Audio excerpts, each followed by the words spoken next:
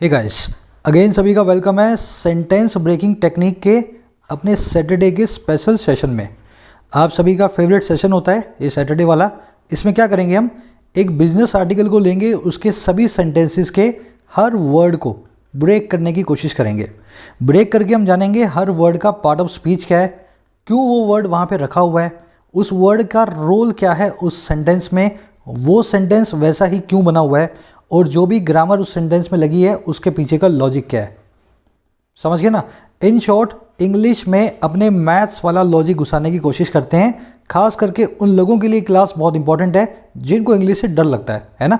शुरू करेंगे आज की क्लास को, फोकस से देखना, मज़ा भी आएगा और एक गेम चेंजर एक्सरसाइज होगी आपकी इंग्लिश की जर्नी के लिए। आज का जो आर्टिकल है हमने उठाया बिजनेस स्टैंडर्ड नाम के न्यूज़पेपर से, एक इंडियन न्यूज़पेपर है। यह आर्टिकल लिखा हुआ है कैसे एशिया में इंडिया एक ऐसी इकॉनमी बन के उभरा है जिसने कोविड के बाद में बहुत तेज़ी से रिकवरी की है ना। इंडिया के बारे में कहा जा रहा था इंडिया की इकॉनमी बहुत नीचे आ गई है, पर एक्चुअल में रिकवरी बहुत फास्ट हुई है। एक ग्रोथ स्टोरी है इंडिया इन एशिया। चलिए देखो, ये हमारा पहला सेंटेंस है, टाइटल सेंटेंस। सबसे पहले मुझे क्या करना है, मुझे यहाँ पे नॉर्मल अंदाज में सेंटेंस को पढ़ना है। उसके बाद मैं लगाऊंगा SBT मेथड को, सेंटेंस ब्रेकिंग टेक्निक मेथड को। शुरू करें, लेकिन उससे पहले वीडियो को एक शेयर और एक लाइक ज़रूर दें। आपको मालूम है ये कंटेंट आपको पेड कोचिंग में भी नहीं मिलेगा, यहाँ आपको फ्री ऑफ कॉस्ट चैनल पे मिलता है। इसका एक ही रीज़न है, ये मेरी चॉइस है। इस कंटेंट को मैं सबके लिए फ्री रखना चाहता हूँ ताकि ये सब तक पहुँच पाए, है ना। तो पहुँचाने का काम आपका है। चलो, there are a study fall in COVID cases coupled with a sharp economic recovery in India have made Christopher Woods, global head of equity strategy at Jennifer's, to reiterate his bullish views on Indian equities. Complicated सा sentence है ना, economic article में ऐसे sentence आते हैं, piece bye piece पढ़ते हैं। एक लगातार आता हुआ स्टडी जो फॉल है, गिरावट है, और किस में भाई, कोविड के केसेस में। कह रहे ये जो गिरावट है ना, ये कपल विद होकर के जुगलबंदी में। कपल विद मतलब दो चीज़ें जब कपल बन जाती हैं एक दूसरे के साथ जुगलबंदी कर लेती हैं।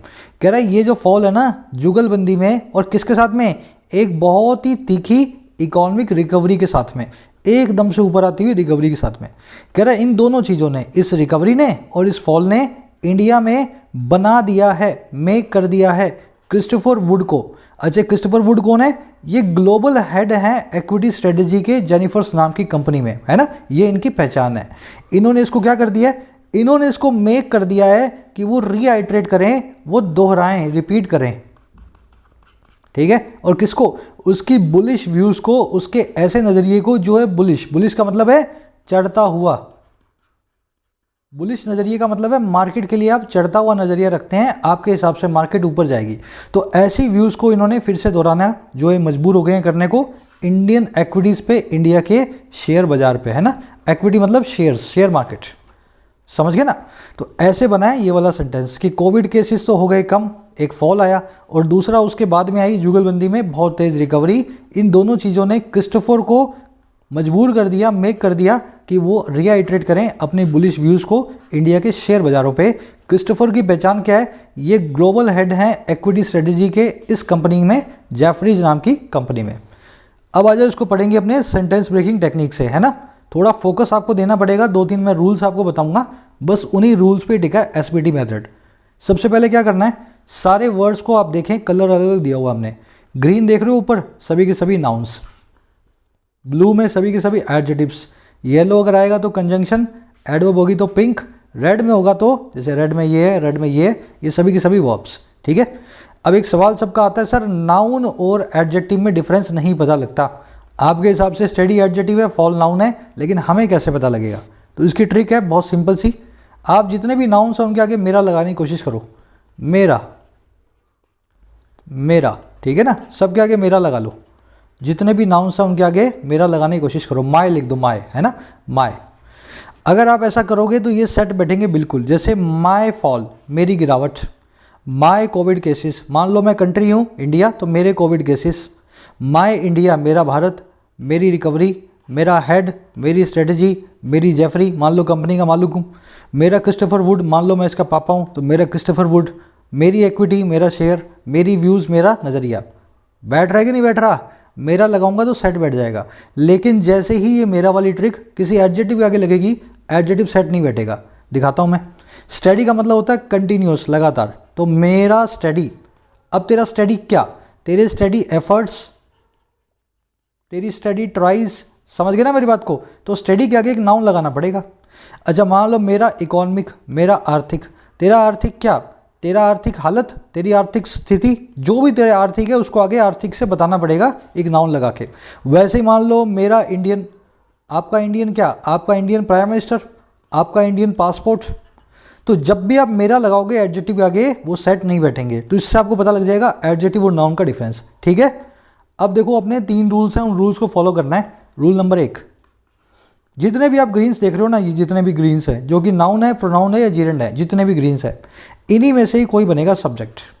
और सब्जेक्ट बनना जरूरी है, सब्जेक्ट के बिना सेंटेंस कभी सेंटेंस नहीं बनता। समझ गए? रूल नंबर 2, जितने सब्जेक्ट होंगी एटलीस्ट उतने ही वर्ब्स होंगी। मान लो 5 सब्जेक्ट हैं तो कम से कम 5 वर्ब्स जरूर होंगी। रूल नंबर 3, आप जो ये डार्क ब्लैक में देख रहे हो, ये वाला, ये वाला, ये वाला, ये वाला, ये वाला और ये वाला, ये सभी के सभी कहलाते हैं प्रेपोजिशंस। तो जो नाउन सब्जेक्ट बन गया या कोई नाउन वर्ब का ऑब्जेक्ट बना, इनको छोड़ दो, बाकी के बचे हुए प्रेपोजिशन के ऑब्जेक्ट होंगे। कोई भी ऐसा एक भी ग्रीन आपको नहीं मिलेगा जो किसी का सब्जेक्ट ना बनाओ, किसी वर्ब का ऑब्जेक्ट ना बनाओ या किसी प्रेपोजिशन का ऑब्जेक्ट ना बनाओ। अगर आप इतना सा काम कर लो, ये सेंटेंस आपके सामने अभी खुल के घुटने टेक देगा, है ना। अब मैं इसको आपको घुटने टिकवा के दिखाता हूँ, देखते जाओ। अच्छा, आज 2 एरर्स भी हैं। मैंने हर सेंटेंस में कुछ एरर्स रखी हैं जिनको आपको एसबीटी से ही पकड़ना है। अब उन एरर्स को अपने पकड़ते जाएंगे साथ साथ। शुरू करें, चलो। ए एक आर्टिकल है, ध्यान दें, ए, एन और दी, ये तीनों ही आते हैं आर्टिकल्स कहलाते हैं, डिटर्मिनर्स। इनके बाद में एक नाउन जरूर पड़ा होगा। ठीक है, अब देखो ए के बाद में पड़ा स्टडी नाम का एडजेक्टिव, ब्लू कलर में है तो एडजेक्टिव है, रूल तो फेल हो गया। ध्यान देना, ए के बाद में एक्चुअल में पड़ा था फॉल नाम का नाउन। ये स्टडी जो है ना, स्टडी इस फॉल को बताने के लिए आया है, इसका इस ए से कोई कनेक्शन नहीं है। समझ गए मेरी बात को? ये एडजेक्टिव है, ये नाउन की विशेषता बताने के लिए है, ये नाउन का चेला है, ये नाउन के साथ में रहेगा जहां नाउन जाएगा। ए तो नाउन से जुड़ा हुआ है, लेकिन ए के बाद में एडजेक्टिव रखना पड़ा हमें, क्योंकि फॉल को मॉडिफाई करवाना था। समझ गए ना? तो ये देखो, ये पहला नाउन आपको मिला पूरे सेंटेंस का। ये जो पहला नाउन है, जिसके पहले कोई वर्ब नहीं, जिसके पहले कोई प्रेपोजिशन नहीं, यही नाउन कहलाता है आपका सब्जेक्ट। क्लियर इतनी चीज? सब्जेक्ट मिल गया। रूल नंबर 1 कहता है सब्जेक्ट ढूंढो, सब्जेक्ट मिल गया। अच्छा, रूल नंबर 2 क्या कहता है? सब्जेक्ट के लिए एक वर्ब ढूंढ के लाओ। ठीक है, अब वर्ब ढूंढनी थी, लेकिन आगे मिल गई प्रेपोजिशन इन नाम की। रूल नंबर 2 को भूल जाओ, क्योंकि वर्ब तो बाद में ढूंढेंगे। पहले रूल नंबर 3 के हिसाब से प्रेपोजिशन को एक ऑब्जेक्ट देना है। समझ गए? वर्ब आएगी लेकिन प्रेपोजिशन को ऑब्जेक्ट देने के बाद। अब देखो, इस इन प्रेपोजिशन का ऑब्जेक्ट है कोविड और केसेस नाम के 2 नाउन्स। 2 नाउन जब आजू बाजू में हो और उनका कोई कंबाइंड एग्जिस्टेंस हो, वो कहलाते हैं कंपाउंड नाउन। ये एक ही नाउन की तरह बिहेव कर रहा है, कोविड केसेस। ठीक है, इन प्रेपोजिशन का ऑब्जेक्ट बन गया। कपल्ड विद अगेन एक प्रेपोजिशन है, इसका ऑब्जेक्ट बनेगा यहाँ पे ए आर्टिकल के बाद एक नाउन। देखो नाउन पड़ा है यहाँ पे, कपल्ड विद का ऑब्जेक्ट है रिकवरी नाम का नाउन। लेकिन शार्प और इकोनॉमिक, ये 2 चेले लेके घूम रहा है नाउन, 2 एडजेक्टिव लेके घूम रहा है अपने साथ में, इसलिए ये विद के बाद में आर्टिकल के बीच में फंस गए। नहीं तो रिकवरी ही इसका जो है ना ऑब्जेक्ट बनने वाला था। समझ गए ना? ऑब्जेक्ट इसका रिकवरी ही है। अभी तक हमारा रूल नंबर 2 सेटिस्फाई नहीं हुआ है, सब्जेक्ट के लिए वर्ब ढूंढना बाकी है। अब देखो, इन प्रेपोजिशन, इसका ऑब्जेक्ट है इंडिया नाम का proper noun.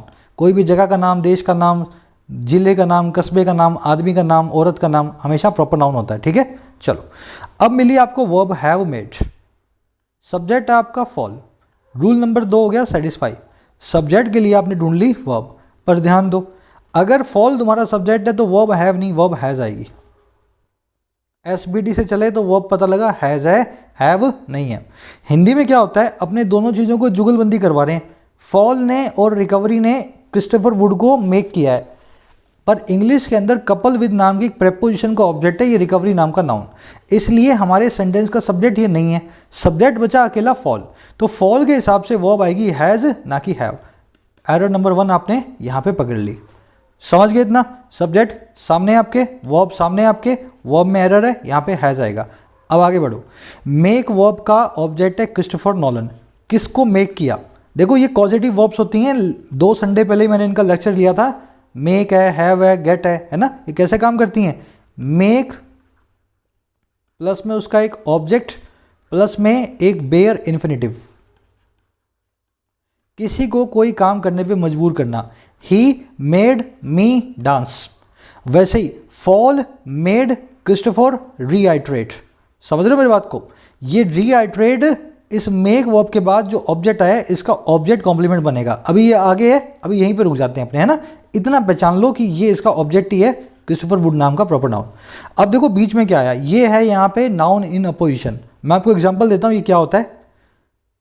My friend a doctor in a leading hospital in the city is coming to meet me. बीच में मैंने लगाया a doctor in a leading hospitals in the city. ये जो है ना माई फ्रेंड की पहचान है। माई फ्रेंड के लिए नाउन इन अपोजिशन का काम करेगा, ये बीच वाला कॉमा से कॉमा तक। एक और एग्जांपल देता हूँ, Mohan my brother has cracked the exam. तो बीच में जो ब्रदर आया ना, माई ब्रदर, ये है नाउन इन अपोजिशन। सब्जेक्ट है मोहन, बीच में जो आया है कॉमा से कॉमा के बीच नाउन इन अपोजिशन, ये बता रहा है ज़्यादा इंफॉर्मेशन सब्जेक्ट के बारे में। वैसे ही Christopher Wood global head of equity strategy at Jefferies, ये हो गया subject in noun in apposition. Clear इतना? अब ये बना कैसे हुआ है देखो, ग्लोबल एडजेक्टिव, इसके बाद में ये नाउन आया, नाउन इन अपोजिशन। ये एक एडजेक्टिव का काम कर रहा है क्रिस्टोफर वुड के लिए। और प्रेपोजिशन का ऑब्जेक्ट है इक्विटी स्ट्रेटेजी, एड का ऑब्जेक्ट है जेफरी नाम की कंपनी। ये पूरा का पूरा नाउन इन अपोजिशन हो गया। अब आगे बढ़ो। मेक वर्ब के बाद जो ऑब्जेक्ट आता है उसका ऑब्जेक्ट कॉम्प्लीमेंट होता है टू रीआइट्रेट, है ना। मतलब यहाँ पे टू के बिना वर्ब का बेयर इन्फिनेटिव। हैव है, मेक है, दोनों बेयर इन्फिनेटिव लेती हैं, और गेट वर्ब है वो लेती है टू इन्फिनेटिव। तो गेट तो यहाँ है नहीं, तो यहाँ मुझे इस टू को निकाल देना है, रीआइट्रेट को यहाँ से रखना है। Error number 2। अब देखो आगे, रीआइट्रेट किसको किया? अपनी व्यूज़ को। वर्ब से जो व्हाट का रिप्लाई या हुम का रिप्लाई करे। एक्चुअल में तो ये एडजेक्टिव है, एक्चुअल में ये एडजेक्टिव होगा, है ना। इसका टू निकल जाएगा, ये पार्टिसिपल बन जाएगा। लेकिन पार्टिसिपल ये एक वर्ब से मिलके बना है, और वर्ब से जो रिप्लाई कर दे हु का या व्हाट का, वो होता है वर्ब का ऑब्जेक्ट। तो रीआइट्रेट नाम के पार्टिसिपल का ऑब्जेक्ट है व्यूज़ नाम का ये वाला नाउन। और कैसी व्यूज़ है? हिज बुलिश, दोनों ही एडजेक्टिव हैं, व्यूज़ के बारे में कुछ बता रहे हैं। ऑन प्रेपोजिशन है, इसका ऑब्जेक्ट है इक्विटीज नाम का, ये कॉमन नाउन। और इक्विटीज कैसी हैं? इंडियन। ये एडजेक्टिव इस नाउन को मॉडिफाई कर रहा है। आई थिंक अब क्लियर हो गया होगा, एरर भी पकड़ में आ गई होगी। एक बार मैं रिपीट कर देता हूँ पूरे सेंटेंस को, ताकि आपको पता लगे एसपीडी से कैसे हमने देखा। फॉल आपका सब्जेक्ट है, स्टडी इसको मॉडिफाई कर रहा है। ए इस सब्जेक्ट के लिए आर्टिकल बन के आया है, डिटरमाइनर, ठीक है। इन प्रेपोजिशन का ऑब्जेक्ट है Covid cases, compound noun. Coupled with preposition का ऑब्जेक्ट है रिकवरी, जो कि शार्प और इकोनॉमिक नाम के दो एडजेक्टिव से मॉडिफाई हो रही है। ए एक आर्टिकल है, इस रिकवरी के लिए आया है, सिंगुलर है। इन प्रेपोजिशन का ऑब्जेक्ट है इंडिया। अब जो हमारा सब्जेक्ट है वो बचा था फॉल, उसकी वर्ब आई है हैव मेड। हमने देखा हैव की जगह हैज आना चाहिए, क्योंकि सब्जेक्ट सिंगुलर है। रिकवरी जो है कपल्ड विद का ऑब्जेक्ट होने की वजह से सब्जेक्ट का पार्ट नहीं है। मेक वर्ब की हमेशा एक ही खासियत होती है, किसी को मजबूर करने की, पॉजिटिव फॉर्म में उसमें लिखा जाता है, उसके बाद उसका ऑब्जेक्ट, और बाद में लिखा जाता है बेयर इन्फिनेटिव। तो मेक के बाद में ऑब्जेक्ट तो आया, लेकिन बेयर की जगह टू आ गया इन्फिनेटिव, टू को हम निकाल देंगे। ये हो गई एरर नंबर 2। बीच में पढ़ा था नाउन इन अपोजिशन, जिसमें ग्लोबल हेड हो गया noun in opposition. Of preposition, इसका ऑब्जेक्ट है इक्विटी स्ट्रेटेजी, एड का ऑब्जेक्ट है जेफरीज। लास्ट में रीआइट्रेट क्या किया गया? इस पार्टिसिपल ने ऑब्जेक्ट ले लिया अपना व्यूज। व्यूज थी हिज और बुलिश, दोनों ही एडजेक्टिव से मॉडिफाई होने वाली।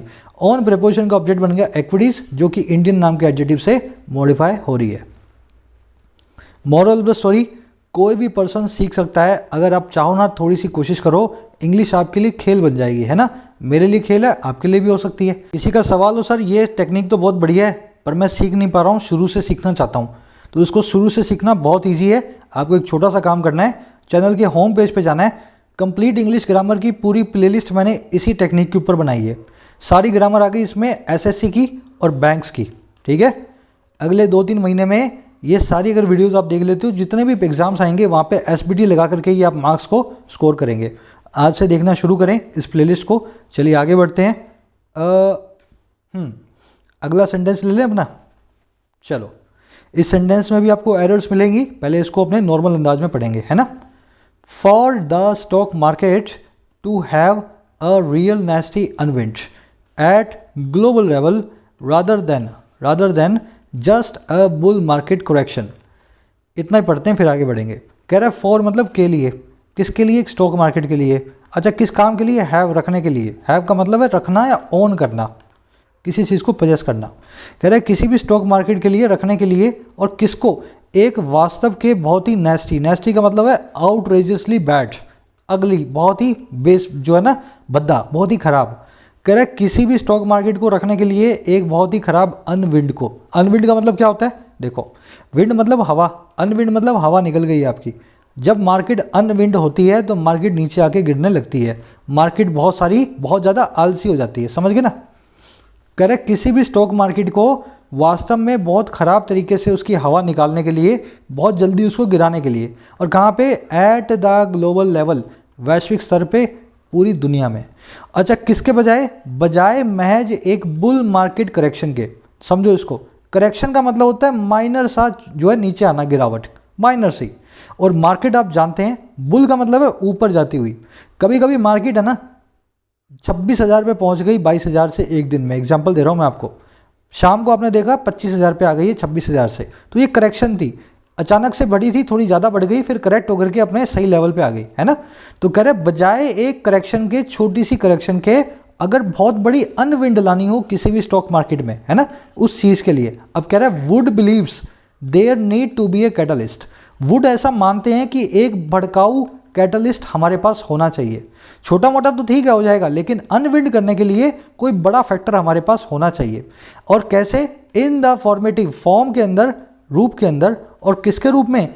एक इकोनॉमिक डाउनटर्न के, आर्थिक मंदी के रूप में, और या फिर किसके रूप में? मटेरियल टाइटनिंग के रूप में। टाइटनिंग का मतलब है एकदम टाइट कर देना, कस देना किसी चीज़ को, ठीक है। और मटेरियल का मतलब है ऐसी चीज़ जिसमें थोड़ा सिग्निफिकेंस हो, मटेरियल हो, ऐसे नहीं हल्की सी टाइटनिंग, मटेरियल टाइटनिंग हो, है ना, जिसमें थोड़ी सी मतलब सत्व हो, जिसके अंदर टाइटनिंग का कहने भर को टाइटनिंग ना हो।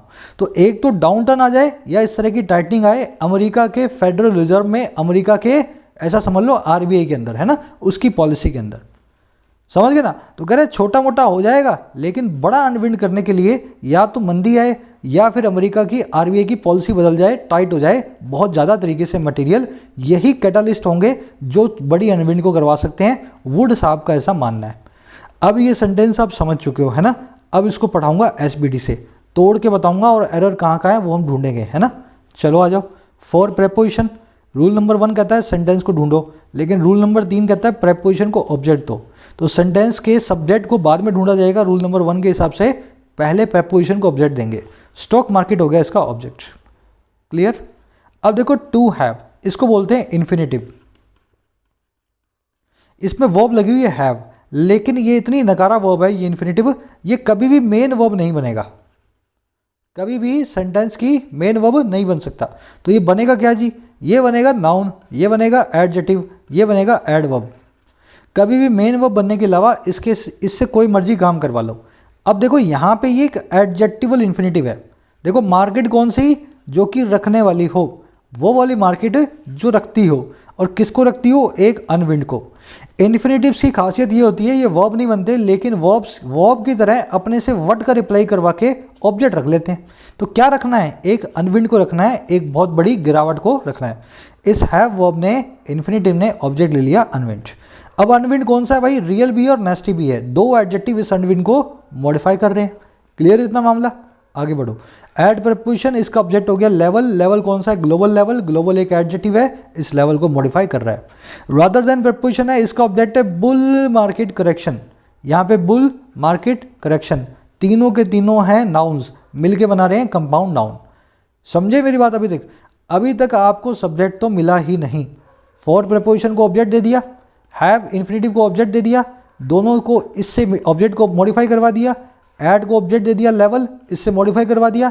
रादर देन को ऑब्जेक्ट दे दिया बुल मार्केट करेक्शन, है ना। ये जस्ट देखो, जस्ट और दूसरा वर्ड है ओनली। अगर इन दोनों का मीनिंग निकल रहा हो महज, अगर इन दोनों का मीनिंग निकल रहा हो हिंदी में केवल, तो ये दोनों कहलाती हैं एडवर्ब, ठीक है। इसलिए इसको पिंक कलर दिया हुआ है। केवल का महज की बात कर रही है, क्वांटिटी की बात कर रही है, एडवर्ब कहलाएगी जस्ट। आगे बढ़ते हैं हम। अब देखो आपको मिला पहला नाउन ऐसा जो किसी प्रेपोजिशन का ऑब्जेक्ट नहीं है, जिसका नाम है वुड। इस कॉमा के बाद आपको और आइडिया लग जाना चाहिए, अब हमारा नया क्लोज शुरू होगा। समझ गए ना? अब आ जाओ, वुड बन गया पहला ऐसा नाउन जो कि बनेगा आपका सब्जेक्ट। किसी प्रेपोजिशन से नहीं जुड़ा हुआ, ये किसी से नहीं जुड़ा हुआ है ना, किसी वर्ब का पार्ट नहीं है, किसी इन्फिनेटिव का पार्ट नहीं है, ये आवारा नाउन है, पहला नाउन है, इसीलिए आपका सब्जेक्ट है। अब आपका रूल नंबर 1 पूरा हो गया सब्जेक्ट ढूंढने वाला। अच्छा, वुड की वर्ब्स क्या है? बिलीव्स। तो वुड के हिसाब से रूल नंबर 2 वर्ब भी हमें मिल गई। अब देखो, बिलीव के बाद में देयर नाम की एडवर्ब पड़ी है और उसके बाद में एक और वर्ब पड़ी है। दिमाग लगाना, वुड को हम एक से ज़्यादा वर्ब्स दे सकते हैं अगर दोनों वर्ब के बीच में एंड रखा हो। एंड तो आ नहीं रहा। अगर ऐसा है ना तो ये वुड की वर्ब नहीं है। फिर सुन लो, वुड को हमने एक वर्ब दी, वुड को हम दूसरी वर्ब भी दे सकते हैं। अगर दोनों के बीच में एंड लगा हो, और लगा हो, कॉमा लगा हो, एंड और कॉमा अगर नहीं लगा है तो ये वुड की वर्ब नहीं है। अब फिर ध्यान दो, ये अगर वुड की वर्ब नहीं है तो ये किसी और सब्जेक्ट की वर्ब है। पीछे वाले सारे के सारे तो प्रेपोजिशन से जुड़े हुए हैं, इसका सब्जेक्ट इसके बाद में पड़ा है। ऐसा क्यों? क्योंकि देयर नाम की एडवर्ब आ गई। देयर नाम की एडवर्ब जब जब आएगी इंट्रोडक्टरी सब्जेक्ट बनके सेंटेंस को इन्वर्ट करेगी। क्लियर मेरी बात? तो यहां पे सब्जेक्ट नंबर 2 बनेगा कैटालिस्ट और इसकी वर्ब है नीड। क्लियर मेरी बात? इतनी वर्ब के बाद में जो टू बी पड़ा है ये वर्ब से व्हाट का रिप्लाई कर रहा है, एक इन्फिनेटिव है, ये बनेगा एक नाउन इन्फिनेटिव। वर्ब के ऑब्जेक्ट को ठीक उसके बाजू में रखना चाहिए, इसलिए इसको यहाँ रखा और नाउन को जो सब्जेक्ट बनना था थोड़ा आगे खिसका दिया। अगर ये ना होता तो ये नीड और कैटलिस्ट आजू बाजू में आ जाते। समझ गए इतना? अब यहाँ पे ध्यान देना, 2 सवाल आएंगे मन में आपके। पहला ये कि नाउन पहला सब्जेक्ट वर्ब का जो पेयर है और दूसरा जो पेयर है, इनके बीच में कंजंक्शन कहाँ गई? 2 सब्जेक्ट्स जब भी मैच करेंगे आपस में तो बीच में कॉमा या कंजंक्शन होगा। इसका रिप्लाई मैं दूंगा सेंटेंस पूरा करने के बाद, ठीक है? दूसरा सवाल, अगर कैटालिस्ट सिंगुलर है तो वर्ब एस होनी चाहिए लगा के नीड्स। समझ गए मेरी बात को? यहाँ आपने एसबीडी से पकड़ा कि वर्ब जो है आपकी नीड्स होनी चाहिए, ना कि नीड होनी चाहिए। Error number 1। आगे बढ़ो। इन प्रेपोजिशन है, इसका ऑब्जेक्ट है फॉर्मेटिव। अभी डिक्शनरी खोलोगे ना, फॉर्मेटिव मिलेगा आपको क्या? एक एडजेटिव जिसके पीछे IVE आ रहा हो वो वैसे भी एडजेटिव होता है। फॉर्मेटिव का मतलब होता है निर्माणकारी, जो चीज आपका निर्माण करे, आपको बनाए, आपको बिल्ड करे, है ना? फॉर्मेटिव एक एडजेटिव है। आपने एसबीटी लगाया, इन प्रेपोजिशन का ऑब्जेक्ट बना दिया इस एडजेटिव को। अब आप यहां बोलोगे वेट, प्रेपोजिशन का ऑब्जेक्ट तो कभी एडजेटिव बन ही नहीं सकता। Error number 2। क्लियर मेरी बात? तो यहां पे इस फॉर्मेटिव की हमें बनानी है नाउन फॉर्म। इसकी नाउन फॉर्म होती है फॉर्म, या इसकी दूसरी नाउन फॉर्म होती है फॉर्मेशन। ठीक है ना? तो या तो फॉर्म लगा दो या फॉर्मेशन लगा दो, दोनों में से कोई भी आप लगा दो। एरर नंबर 2 आपने पकड़ ली। इन प्रेपोजिशन का ऑब्जेक्ट एक एडजेक्टिव पड़ा था। आगे बढ़ो। ऑफ प्रेपोजिशन, इसका ऑब्जेक्ट है डाउन टर्न, ऑब्जेक्ट नंबर 1। इसी का ऑफ का प्रेपोजिशन का और कंजंक्शन के बाद मटेरियल टाइटनिंग है, ऑब्जेक्ट नंबर 2। समझ गए? ऑफ प्रेपोजिशन ने 2 ऑब्जेक्ट लिए और कंजंक्शन के कारण पहला डाउन टर्न, दूसरा टाइटनिंग। इकोनॉमिक डाउन टर्न है तो इसको मॉडिफाई कर रहा है। इन प्रेपोजिशन का ऑब्जेक्ट है पॉलिसी, और पॉलिसी कौन सी है? अमेरिका के फेडरल रिजर्व की, अमेरिका के RBI की, ऐसा समझ लो, है ना? पजेसिव एडजेक्टिव हमेशा एडजेक्टिव का काम करते हैं, पॉलिसी को मॉडिफाई कर रहा है federal reserve. I think clear हो गया होगा। एक बार रिपीट कर देता हूँ, फिर मैं आपको बताऊंगा कहाँ पे हमारा वो कॉन्सेप्ट छूटा था। यहाँ पे बीच में एक कंजंक्शन आने वाला है ना, देना, ध्यान से देखना। फॉर का ऑब्जेक्ट ये, हैव का ऑब्जेक्ट अनविंड, ये दोनों मॉडिफाई कर रहे हैं इसको। एड का ऑब्जेक्ट है ग्लोबल लेवल, रादर देन का ऑब्जेक्ट है बुल मार्केट करेक्शन। वुड हमारा सब्जेक्ट नंबर 1, इसकी believes verb number 1। There introductory subject और एडवर्ब भी है, ये हो गई वर्ब नंबर 2, ये हो गया सब्जेक्ट नंबर 2। कैटलिस्ट को वर्ब चाहिए थी एस लगा के, तो हमने एरर नंबर 1 को पकड़ा, इस वर्ब को एस लगा करके सिंगुलर बनाया। इस वर्ब से ऑब्जेक्ट बन गया ये इन्फिनेटिव, वर्ब से वर्ड का रिप्लाई कर गया। क्या नीड है? होने की, टू बी मतलब होना। इन प्रेपोजिशन का ऑब्जेक्ट हो गया फॉर्मेटिव, पता लगा ये एक एडजेक्टिव है, इसकी नाउन फॉर्म बना दी, फॉर्मेटिव का एटिव निकाल करके इसको फॉर्म में बना दिया। ठीक है? Error number 2। यहाँ पे ऑफ प्रेपोजिशन का ऑब्जेक्ट था डाउन टर्न, दूसरा ऑब्जेक्ट था मटेरियल टाइटनिंग, और से जुड़े हुए हैं। इनका ऑब्जेक्ट है पॉलिसी, और इन ने US फेडरल रिजर्व्स नाम के एक एडजेक्टिव से मॉडिफाई कराया है अपने ऑब्जेक्ट को, है ना? ये एडजेक्टिव है, इसको मॉडिफाई कर रहा है। समझ गए? सब कुछ क्लियर? अब आ जाओ, बीच में कंजंक्शन क्यों नहीं आई? कंजंक्शन पड़ी है बीच में दैट। हर बार बताता हूँ, दैट का मतलब होता है हिंदी में की। He told me that he is coming, he told me he is coming. Hindi में क्या बोलते हैं, उसने मुझे बताया कि वो आ रहा है, उसने मुझे बताया वो आ रहा है। की को हम हिंदी में भी खा जाते हैं और इंग्लिश में भी खा जाते हैं। He told me he is coming में दैट को हमने खा लिया है। दैट को चाहे लगाओ चाहे ना लगाओ, एज ए कंजंक्शन बहुत बार आप इसको ओमिट कर देते हो। यहाँ पे भी वुड बिलीव करता है, क्या बिलीव करता है, दैट। समझ गए ना, कंजंक्शन तो पड़ी थी यहाँ पे, पर ओमिट की हुई है क्योंकि उसका हिंदी में मीनिंग होता है कि, उसको इंग्लिश में भी ओमिट कर दें, छोड़ देते हैं। समझ गए। चलो एक और सेंटेंस करेंगे, इसमें भी एरर मिलेगी आपको बढ़िया वाली, पहले सिंपल तरीके से। चलो, कह रहा with oil prices crossing $61 per barrel mark for the first time in 13 months has yet again stoked fears of inflation, especially for India that imports around 70% of its crude oil requirement. कह रहा with के साथ ही, किसके साथ भाई, oil prices के cross करने के साथ ही, और किसको, $61 के पर बैरल मार्क को, है ना, $61 एक बैरल के इस निशान को। कह रहा है इसके क्रॉस करने के साथ ही, और कब, पहली दफ़ा, फर्स्ट टाइम 13 महीनों में, पिछले सवा साल में, एक साल में। कह रहा है इस काम के होने के साथ ही ना, इसने अगेन, हैज़ येट अगेन, फिर से एक बार, अगेन मतलब, अगेन तो जानते हैं ना, फिर से, येट मतलब अभी फिर से इसने स्टॉक कर दिया है, येट अगेन स्टॉक कर दिया है, भड़का दिया है। स्टॉक करना मतलब भड़काना। इसने फिर से आग लगा दी है फियर्स की, डरों की, और डर किसका है, इन्फ्लेशन का। खास करके इंडिया के लिए, जो कि इंपोर्ट करती है लगभग 70% को, और किसके, इसके क्रूड ऑयल की रिक्वायरमेंट को। 100 में से 70 बैरल अपना बाहर से ही आता है, पेट्रोल और डीजल। समझ गए ना। तो $61 जैसे ही मार्क पड़ा, वैसे ही हमें पता लग गया कि अब इन्फ्लेशन का डर सताएगा हमें, क्योंकि इंडिया में सारा क्रूड ऑयल बाहर से ही मंगाते हैं। अब आ जाओ, सेंटेंस को ब्रेक करेंगे, ठीक है, एरर पकड़नी है इसमें, ऐसी ब्रेक करेंगे। विद एक प्रेपोजिशन है, इसका ऑब्जेक्ट हो गया ऑयल प्राइसेस नाम का कंपाउंड नाउन, ठीक है। क्रॉसिंग एक एडजेक्टिव है, कौन से प्राइसेस, जो क्रॉस कर रहे हैं, और किसको कर रहे हैं, $61 पर बैरल के मार्क को। ध्यान देना, पर का ऑब्जेक्ट है बैरल, पर एक प्रेपोजिशन होती है। क्रॉस किसको करना है, मार्क को, और मार्क कौन सा है, $61 का। 61 यहाँ पे एडजेक्टिव, ये डॉलर यहाँ पे एक नाउन, और डॉलर मार्क जो है, दोनों मिलकर के क्रॉसिंग का ऑब्जेक्ट बने हुए हैं इस पार्टिसिपल का। समझ गए ना इतना। ये एक कंपाउंड नाउन, इसका ऑब्जेक्ट, ये पार्टिसिपल का ऑब्जेक्ट है $61 मार्क, और पर का ऑब्जेक्ट है बैरल।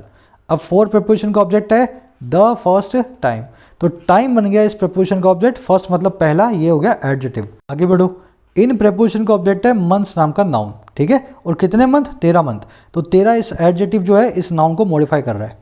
अब पढ़िए आगे, वर्ब हैज स्टॉक्ड, बीच में पढ़िए adverb of time, yet again, फिर एक बार, जो वक्त की बात करे वो कहलाएगा एडवर्ब ऑफ टाइम, ठीक है ना। अब मुझे एक बात बताओ, हैज स्टॉक्ड नाम की वर्ब का सब्जेक्ट कौन है, सब्जेक्ट तो अभी तक मिला ही नहीं। देखो, विद प्रेपोजिशन का ऑब्जेक्ट था ये ऑयल प्राइसेस, ये सब्जेक्ट नहीं बन सकता। क्रॉसिंग नाम के पार्टिसिपल का ऑब्जेक्ट है बैरल मार्क, 61 बैरल मार्क, ये बैरल तो एक्चुअल में पर का ऑब्जेक्ट है, और 61 मार्क जो है क्रॉसिंग का ऑब्जेक्ट है। फॉर का ऑब्जेक्ट है ये टाइम नाम का नाउन, इन का ऑब्जेक्ट है ये मंथ्स नाम का नाउन। कोई नाउन अभी तक बचा ही नहीं जो किसी का ऑब्जेक्ट ना हो, इसका सब्जेक्ट किसको बनाओगे। ये न्यूज़पेपर का सेंटेंस है, उठाया हुआ वहाँ से, ध्यान देना। इसने ये विद प्रपोजिशन जानबूझ के गलत लगा दी, मतलब गलती से गलत लगा दी। अगर इस विद को मैं निकाल दूँ ना, सेंटेंस अभी का भी सही हो जाएगा। देखो ध्यान से, ऑयल प्राइसेस एक सब्जेक्ट बन जाएगा विद के निकलने से, क्रॉसिंग एक पार्टिसिपल बन जाएगा, बाकी आगे आप सब जानते हो। अब देखो, ऑयल प्राइसेस के लिए वर्ब आ जाएगी हैज़ स्टॉक्ड, प्राइसेस के हिसाब से वर्ब को चेंज करना पड़ेगा हैव में, यही है आपकी एरर। समझ गए। विद से शुरू किया हुआ था, सब्जेक्ट कुछ बन नहीं रहा था, मैं विद को निकालूंगा और वर्ब को सही करके हैव बना दूंगा, सब्जेक्ट बना दूंगा ऑयल प्राइसेस। ठीक है। स्टॉक करना मतलब भड़काना, और क्या भड़काया गया, वर्ब के बाद में जो नाउन पड़ा हो और वर्ब से वर्ड का रिप्लाई करे। क्या भड़काया, फियर्स को भड़काया, वर्ड का रिप्लाई किया ना, फियर्स बन गया इसका ऑब्जेक्ट। और प्रेपोजिशन का ऑब्जेक्ट हो गया इन्फ्लेशन नाम का नाउन। अब आ जाओ यहाँ पे कोमा। इन्फ्लेशन किन के लिए, फॉर इंडिया, इंडिया के लिए, स्पेशली मतलब खास तौर पे। पीछे एल वाई आ रहा है, देखो एडजेक्टिव प्लस में L Y is equal to adverb. Special एक एडजेक्टिव है, पीछे एल वाई आ रहा है तो बन गया स्पेशली एक एडवर्ब, है ना, खास करके इंडिया के लिए adverb of manner. For preposition का ऑब्जेक्ट इंडिया।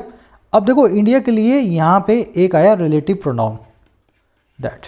ये एक प्रोनाउन भी होता है और ये एक कंजंक्शन भी होता है, इसीलिए इसको बोलते हैं रिलेटिव प्रोनाउन, क्योंकि रिलेशन बना देता है सेंटेंस में। ये दैट बनेगा आपका सब्जेक्ट नंबर 2। समझ रहे हो मेरी बात को? Subject number 1 the oil prices, verb थी उसकी हैज स्टॉक्ड, जिसको हमने हैव बनाया। सब्जेक्ट नंबर 2 है दैट नाम का रिलेटिव प्रोनाउन और इसकी वर्ब है इंपोर्ट्स। सब्जेक्ट के हिसाब से वर्ब भी ठीक। इंपोर्ट क्या करता है भाई? 70% को करता है। और कितना? लगभग 70%। ये लगभग 70 एडजेक्टिव है और परसेंट है एक नाउन इंपोर्ट का ऑब्जेक्ट। और किसको 70% किसका? ऑफ प्रपोर्शन का ऑब्जेक्ट है क्रूड ऑयल की रिक्वायरमेंट, कंपाउंड नाउन को क्रूड ऑयल की ज़रूरत को। और किसकी? इट्स, इसकी खुद की। समझ गए? इस तरह से आपका पूरा सेंटेंस बना हुआ है। एरर हमने ढूंढ ली है, यहाँ पे विद को निकाला जाएगा और वर्ब को सही किया जाएगा। और मैं देख लूँ कोई एरर नहीं है ना? Just a minute. बाकी सब क्लियर है ना? एरर मैं जानबूझ के डाल रहा हूँ इसमें, जैसे विद वाली एरर तो अपने आप इसने डाल के रखी हुई थी, बाकी सेंटेंसेस में मैंने जानबूझ के डाली। चलो बढ़ेंगे आज के लास्ट सेंटेंस की तरफ, फिर इसके बाद आपका आज का क्विज का क्वेश्चन है जिसको आपको सोल्व करना है ना। लास्ट सेंटेंस है with COVID cases in India now 88% of its peak amid growing hopes of herd immunity India looks right now Asia's best post COVID recovery story wrote Wood wrote in his weekly note to investors. कह with के साथ ही और किसके? Covid cases के India के अंदर अभी 88% दूर होने के साथ ही इसके पीक से। तो पीक पे अगर 100 केस थे, अभी 88% दूर है, मतलब सिर्फ 12 केस बचे हैं। समझ गए ना? तो कोविड केसेस के 88% कम हो जाने के साथ ही अपने पीक से, पीक मतलब मैक्सिमम, और किसके बीच में? अमिड। अमिड का मतलब होता है बीचों बीच, एक प्रपोजिशन होती है, बढ़ती हुई ग्रोइंग होप्स के बीच में, है ना, आशाओं के बीच में। और आशाएं हैं हर्ड इम्यूनिटी की। ये आप जानते हैं जब वायरस बिल्कुल जो है ना इनइफेक्टिव हो जाता है, सबको वायरस होकर के सब सही हो जाते हैं, हर्ड इम्यूनिटी। कह रहा है इस चीज़ के साथ ही जब कोविड केस 88% कम हो गए हैं अपने पीक टाइम से और बढ़ गई हैं सारी होप्स हर्ड इम्यूनिटी की, इंडिया जो है दिखाई देता है अभी के अभी राइट नाउ एशिया का best Covid post COVID recovery story, Asia की सबसे अच्छी कोविड के बाद आने वाली रिकवरी स्टोरी। ये लिखने वाले हैं वुड, उन्होंने लिखा अपने वीकली नोट के अंदर, और किसको? अपने इन्वेस्टर्स को, अपने निवेशकों को। समझ गए? अब इसको तोड़ना है एसपीटी से, आ जाओ। चलो विद प्रपोजिशन है, इसका ऑब्जेक्ट है कोविड-19, कोविड केसेस। कोविड भी एक नाउन, केसेस भी एक नाउन, दोनों मिलकर के बन गए कंपाउंड नाउन। कोविड केसेस एक ऐसा वर्ड है जिसका एग्जिस्टेंस होता है ना। तो विद प्रपोजिशन को ऑब्जेक्ट मिल गया, इन प्रपोजिशन को ऑब्जेक्ट मिल गया इंडिया। नाउन नाउ एक एडवर्ब है। अब ध्यान देना 88% ऑफ इट्स पीक। अगर इस पूरे फ्रेज को 88% अपने पीक से दूर, ऑफ का मतलब होता है दूर, अवे, 88% अपने मैक्सिमम से दूर। इसकी जगह मैं ऐसा भी लिख सकता था डिक्लाइनिंग, इसकी जगह मैं ऐसा भी लिख सकता था इंक्रीजिंग, इसकी जगह मैं ऐसा भी लिख सकता था हीलिंग। मेरी बात समझो। With COVID cases in India declining, with COVID cases in India increasing, with Covid casing in India healing. ये तीनों के तीनों वर्ड्स ही इस पूरे फ्रेज को जो है कर सकते हैं जो है रिप्लेस। कहने का मतलब क्या है? अगर डिक्लाइनिंग यहाँ पे लिखा होता तो वो एक पार्टिसिपल होता, कोविड केसेस के डिक्लाइन होने के साथ ही। समझ गए मेरी बात को? कोविड केसेस के लिए एक पार्टिसिपल बन के आता डिक्लाइनिंग, इंक्रीजिंग भी पार्टिसिपल बन के आता। और वहाँ पे पार्टिसिपल ना होकर के अगर एक फ्रेज है तो ये कहलाएगा एडजेक्टिव फ्रेज। पार्टिसिपल एक एडजेक्टिव होता है ना, जब पार्टिसिपल यहाँ पे आ सकता है तो ये फ्रेज अगर कोविड केसेस के लिए आया है ना, उसी पार्टिसिपल की जगह आया है, तो ये एक एडजेक्टिवल फ्रेज है। कोविड केसेस वो जो 88% दूर हैं अपने पीक से। समझ रहे हो मेरी बात को? यहीं पे मिलेगी आपको एरर। केसेस जो हैं वो 88% दूर हैं अपनी पीक से। किसकी पीक से? इसकी पीक से। अगर केसेस के लिए प्रोनाउन आएगा तो यहाँ आएगा देयर पीक। समझ गए मेरी बात को? एरर कैसे ढूंढी हमने? इसी केसेस के लिए ही ये एडजेक्टिव आया है। अगर एडजेक्टिव आया है तो बीच में जो पजेसिव लगेगा इन केसेस के लिए लगेगा। केसेस के लिए पजेसिव लगेगा सिंगुलर ना प्लूरल ना कि सिंगुलर, तो मैं इट्स को चेंज करूंगा और यहाँ लगूंगा देयर। अब बन गया आपका ये क्लियर पूरा सेंटेंस। आगे बढ़ते हैं। अमिड प्रेपोजिशन है, इसका ऑब्जेक्ट है होप्स, होप्स है ग्रोइंग, बढ़ती हुई। ऑफ प्रेपोजिशन है, इसका ऑब्जेक्ट है हर्ड इम्यूनिटी नाम का कंपाउंड नाउन। सब्जेक्ट अभी तक मिला नहीं, ये कोमा के बाद पड़ा है आपका सब्जेक्ट। ये है इसकी वर्ब, इंडिया लुक्स, ठीक है ना, सब्जेक्ट की वर्ब। अब कभी दिखती है इंडिया, राइट नाउ, अभी की अभी दिखती है, ये बन गया एडवर्बियल फ्रेज, राइट नाउ। और क्या दिखता है इंडिया, लुक्स वर्ब का ऑब्जेक्ट है Asia's best post COVID recovery story. तो पोस्ट कोविड रिकवरी स्टोरी ये लिखता है इंडिया, है ना। इस वर्ब का ऑब्जेक्ट बन क्या है, रिकवरी स्टोरी। और रिकवरी स्टोरी है कौन सी, एशिया की बेस्ट पोस्ट कोविड। ये एशियाज बेस्ट पोस्ट कोविड तीनों ही एडजेक्टिव हैं, रिकवरी स्टोरी के बारे में बता रहे हैं। तो ये बन गया आपका सब्जेक्ट और ये बन गई उसकी वर्ब सब्जेक्ट 1 की। अब देखो कॉमा आया, इसके बाद बन गया subject number 2 would, verb number 2 बन गई रोट इन प्रेपोजिशन। इसका ऑब्जेक्ट है नोट, नोट कौन सा, उसका पहला एडजेक्टिव हिज, दूसरा एडजेक्टिव वीकली, ठीक है ना। और 2 प्रेपोजिशन का ऑब्जेक्ट है इन्वेस्टर्स। आई थिंक अब सब कुछ क्लियर हो गया होगा सेंटेंस कैसे बना है। इसमें 2 सब्जेक्ट हैं, पहला है इंडिया, दूसरा है वुड। इस सब्जेक्ट की वर्ब है लुक्स, वर्ब नंबर 1, रोट की वर्ब है वर्ब नंबर 2। इन का ऑब्जेक्ट है नोट, 2 का ऑब्जेक्ट है इन्वेस्टर्स, लुक की वर्ब है रिकवरी स्टोरी। ये तीनों ही एडजेक्टिव उसको मॉडिफाई कर रहे हैं। राइट नाउ एक एडवर्बियल फ्रेज है। ऑफ का ऑब्जेक्ट है हर्ड इम्यूनिटी, विद का ऑब्जेक्ट है कोविड केसेस, इन का ऑब्जेक्ट है इंडिया, नाउ एक एडवर्ब है एडवर्ब ऑफ टाइम। अच्छा 88% ऑफ द पीक एक एडजेक्टिवल फ्रेज है, केसेस के लिए आया है। अगर केसेस के लिए आया है तो मैं देर लगाऊंगा इसकी जगह पे। अमिड प्रपोजिशन का ऑब्जेक्ट हो गया होप्स, होप्स है बढ़ती हुई, ग्रोइंग नाम का पार्टिसिपल इनको कर रहा है मॉडिफाई। हर चीज़ हर वर्ड अपनी जगह पे है, हल्का सा भी इधर उधर किया एरर दिखेगी आपको बड़ी बड़ी फुटबॉल की जितनी। समझ गए मेरी बात को। आ जाओ अपने आज के क्विज पे। वीडियो को एक लाइक और शेयर जरूर देना। कंटेंट ऐसा आपको पेड में भी नहीं मिलेगा। आप चले जाओ पेड में, किसी कोचिंग सेंटर में, किसी पेड कोर्स में, 10 में से 1 करवाएगा आपको इस तरीके से, वो भी डिटेल में नहीं करवाएगा ना, न्यूज़पेपर जो है खोल के आपको पूरा तोड़ के बताए।